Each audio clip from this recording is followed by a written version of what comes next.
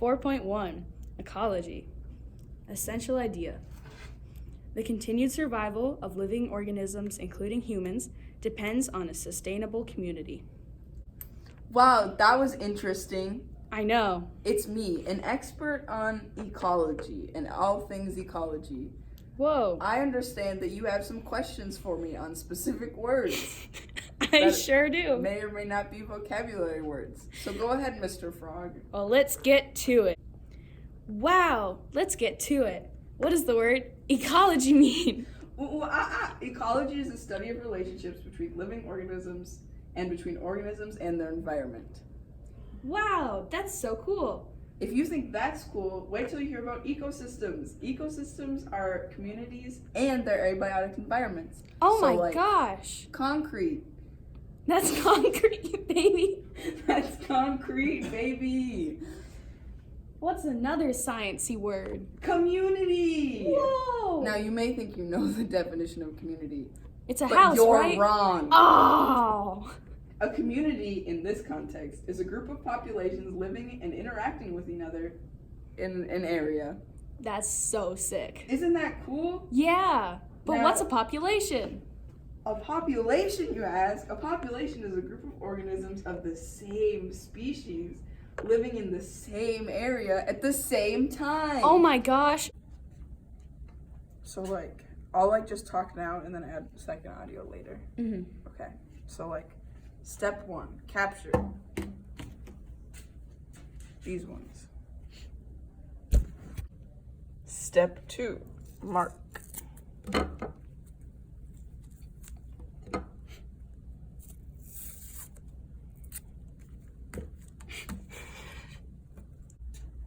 Step 3, recapture. Oh, I got him.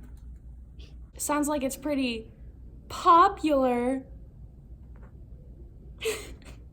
Anyways, so when species all live in the same area, it's like a habitat. Whoa. And what's a habitat, you might ask? What is it? The habitat is the environment in which a species normally lives.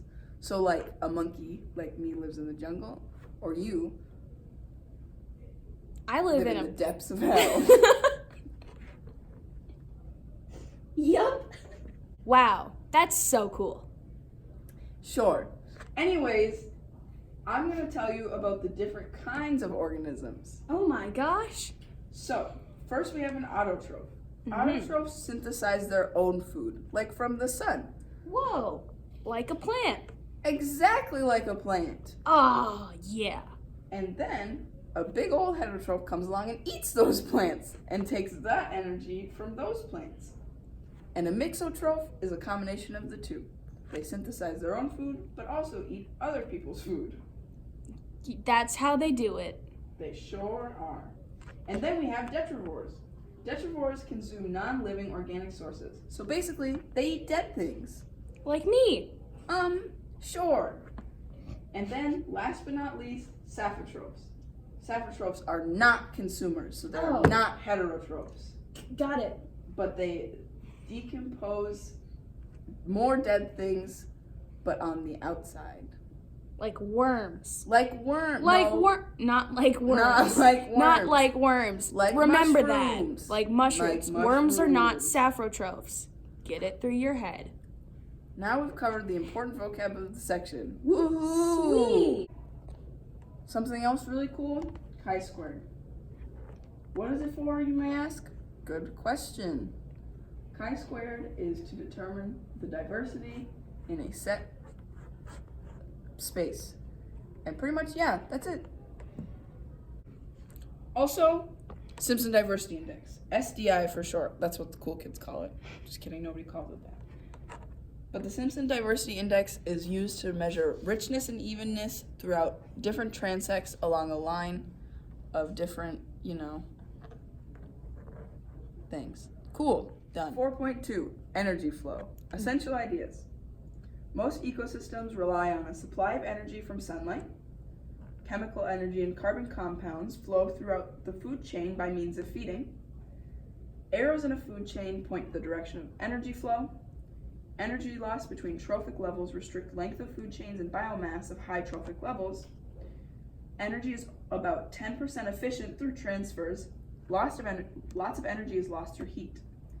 3 types of pyramids. Most common is energy pyramids. Others are biomass and species number. Concentration of chemicals / pollutants increase each trophic level when consumed.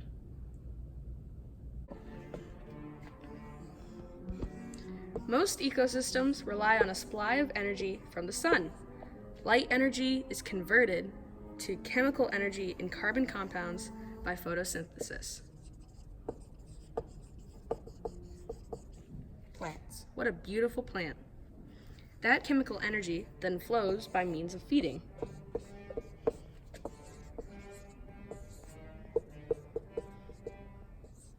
Look at this wonderful cow having a very good brunch. That's it. Cool. Yeah. Essential ideas. 4.4. Carbon cycle. Woohoo! Woo! All right. The continued availability of carbon in ecosystem depends on the carbon cycle. All autotrophs can convert carbon dioxide into organic compounds. The ocean absorbs 25% of all CO2, and it's becoming more acidic. The pH has fallen by 0.1 pH units, or there's a 30% increase in the ocean acidity. Plants need constant carbon dioxide for photosynthesis, and there are 3 main types of organisms that respirate: autotrophs, heterotrophs, and saphotrophs. Saphotrophs are not worms. Saphotrophs, not worms. Got it. Got it. Peat forms when organic matter is not fully decomposed because it's acidic or it's in anaerobic conditions in waterlogged soils. Coal forms when deposits of peat are under pressure for long periods of time. Long periods of time means millions of years. Whoa. That's longer than me. Alive. Yes. Sure. Hey, what's carbon? Carbon? You've been talking about this fancy carbon stuff this whole time. Now, what is it? Carbon is the basis of all life, and it's also causing climate change. Uh-oh. Uh-oh. Stinky.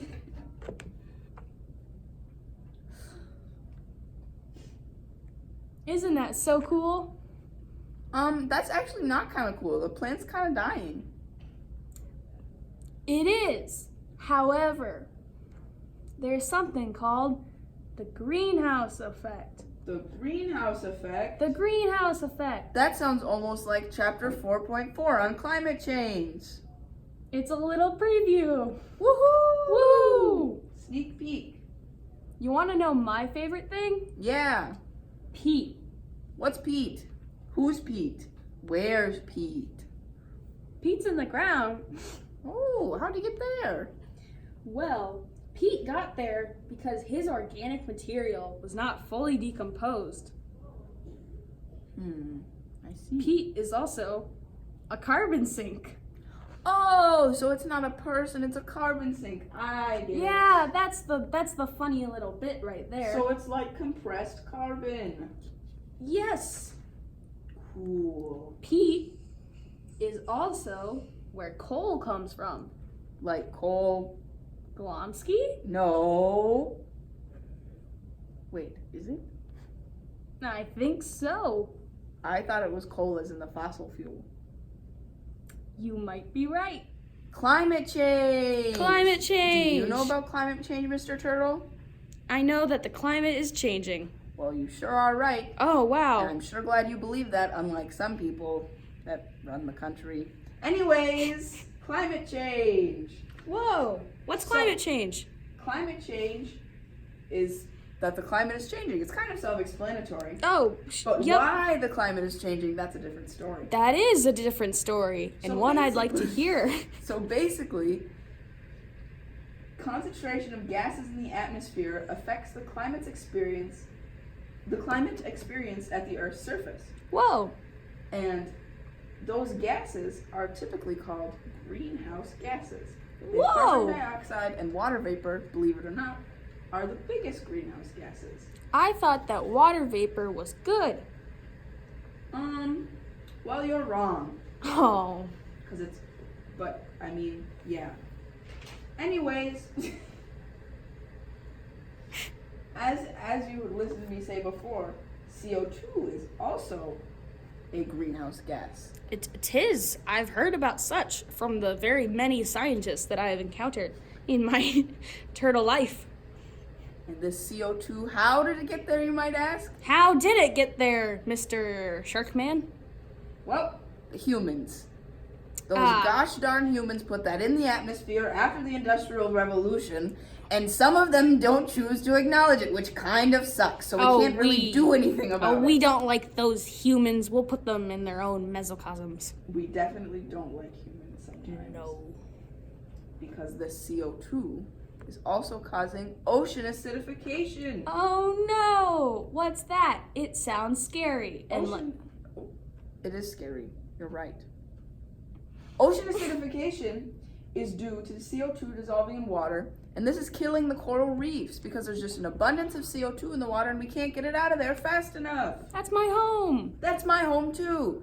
So if you want to save poor sea creatures like us, please help by erasing your carbon footprint. Please. Donate to the GoFundMe campaign. Donate to our GoFundMe, www.shark.gofund.turtle.org.